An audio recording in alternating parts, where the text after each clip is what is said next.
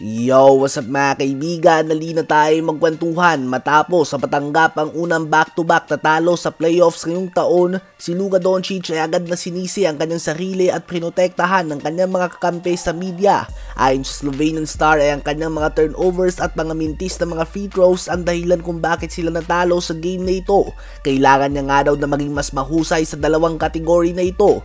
Well, si Luka ay nagtala ng 32 points, 11 rebounds, 11 assists and 4 steals on 12 of 21 shooting sa field, 4 of 9 sa 3 points, subalit may 8 turnovers nga siya at 4 of 8 lamang sa free throws. Definitely, gugustuhin mo nga na may baba ang turnovers at maging mas efficient sa free throws kung ikaw si Luka at ang Dallas Mavericks. Ngunit kung ikaw din nga ang Mavs, this is probably the least sa mga concern mo. Defensively ay much improved na ang kanilang pinakita. Subalit sa opensa, dito nga sila nagkakaproblema. Dahil ginawa na ni Doncic ang trabaho niya, 30-point triple-double while being injured. Subalit ang mga very makeable open shots sila Derrick Jones Jr., PJ Washington, Dante Exum, Josh Green at Maxi Kleber, kailangan nga nila ito may pasok.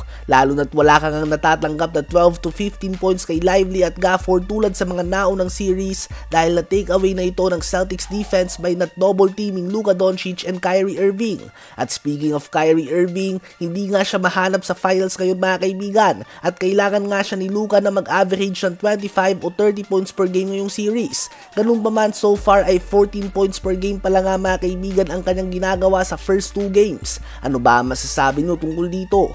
Ngayon ay tumungo naman tayo kay Kevin Durant. Sa henerasyon na ito ay sinasabi na silang tatlo na LeBron at Stephen Curry ang mga pinaka naging influential sa mga next generation of players. Dahil nga kay LeBron ay mas naging normal na ang point forward na posisyon na naging inspirasyon ng mga tulad nila Luka Doncic, Ben Simmons, Lonzo Ball, Josh Giddey at iba pang mga tall point guards. Kay Curry naman ay na-inspire niya nga ang mga players na maging long-range shooters tulad nila Trae Young, LaMelo Ball, Darius Garland at madami pang iba.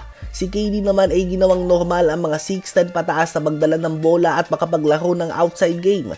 Ilan sa mga iniidolo siya ay sila Victor Wembanyama, Michael Porter Jr., Pascal Siakam, Brandon Ingram, Jonathan Kuminga at Chet Holmgren at Bol Bol na pareho na niyang minimentoran ngayon base sa mga recent pictures kung saan sabay-sabay nga sila na nag-workout ngayong off-season.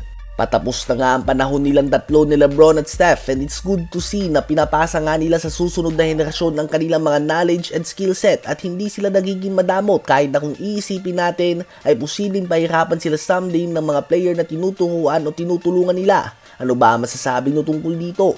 I-comment yan sa baba at aking babasahin yan. Huwag kakalimutan na mag-like, mag-subscribe at i-hit ang notification bell for more updates at kwentuhan. Maraming salamat po.